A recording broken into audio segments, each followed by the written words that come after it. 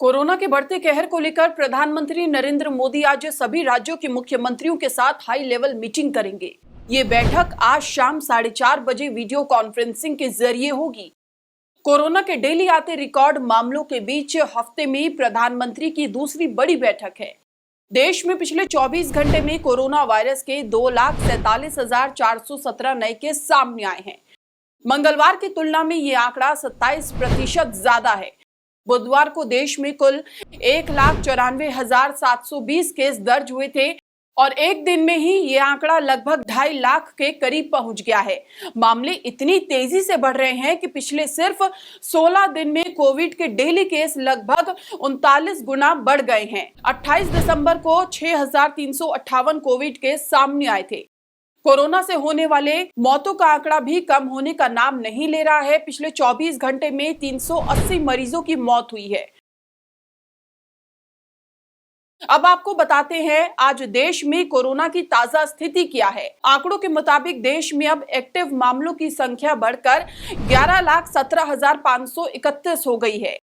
वहीं इस महामारी से जान गंवाने वालों की संख्या बढ़कर 4,85,035 हो गई है। कल 84,825 लोग इस संक्रमण से ठीक हुए, जिसके बाद अभी तक 3,47,15,361 लोग संक्रमण मुक्त हो चुके हैं। महाराष्ट्र में बुधवार को 46,723 नए मरीज मिले हैं। इस दौरान 32 मौतें भी दर्ज की गई हैं। अब राज्य में कुल एक्टिव केस बढ़कर 2,40,122 पर पहुंच गए हैं, जबकि मंगलवार को प्रदेश में 34,424 केस सामने आए थे।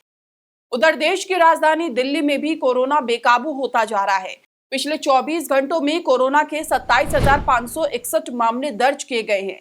नए मामले सामने आने के बाद राजधानी में कोरोना का पॉजिटिविटी रेट 26.22% हो गया है। 24 घंटे में 40 मरीजों की मौत हुई है।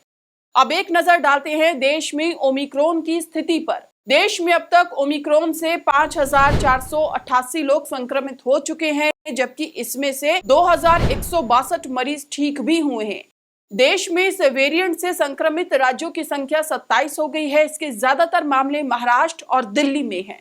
एक तरफ कोरोना की रफ्तार, दूसरी तरफ यूपी में चुनाव। ऐसे में चुनाव आयोग के लिए बेहद ही मुश्किल है कि कोविड गाइडलाइन को फॉलो किया जाए। और जिस तरह से उत्तर प्रदेश में रफ्तार बढ़ रही है, पिछले 24 घंटे में 13,000 से अधिक कोरोना के केस आए हैं।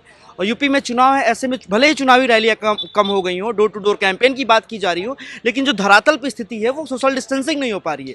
लोगों के चेहरे से मास्क नदारत है। ऐसे में जो कोरोना की रफ्तार लगातार बढ़ रही है, चिंताजनक है। और ऐसे में इस बात में कोई दो राय नहीं कि आने वाले कुछ दिनों में जो तीसरी लहर की आशंका लगाई जा रही थी, जिस तरह से सिस्टम धराशायी हो गया था दूसरी लहर में, वो देखने को मिल सकता है। मैं अनुराग सिंह, न्यूज़ बीन के लिए लखनऊ से।